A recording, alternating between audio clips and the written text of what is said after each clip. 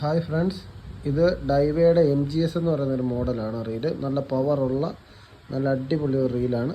ഇത് കസ്റ്റമർ കൊണ്ടു തന്നതെന്ന് പറഞ്ഞാൽ ഇത് കറക്കുമ്പോൾ ഹാൻഡിലിനൊരു ഷേക്ക് ഉണ്ടായിരുന്നു. അങ്ങനെയുള്ളൊരു ചെറിയ കംപ്ലയിൻറ്റ്, പിന്നെ കറക്കുമ്പോൾ സ്റ്റക്ക് ആകുന്നതൊക്കെയുള്ളൊരു കംപ്ലയിൻ്റാണ്.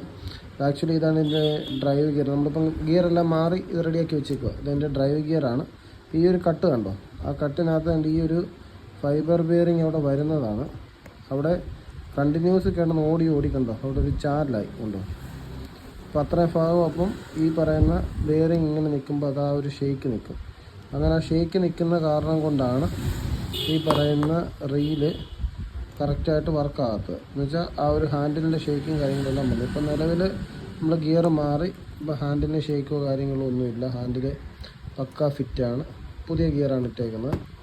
അപ്പം ശരിയാക്കാൻ പറ്റും. നമ്മളത് ശരിയാക്കിയിട്ടുണ്ട്. ഇങ്ങനെയുള്ള വർക്കുണ്ടെങ്കിൽ നമുക്ക് ചെയ്തു തരാം.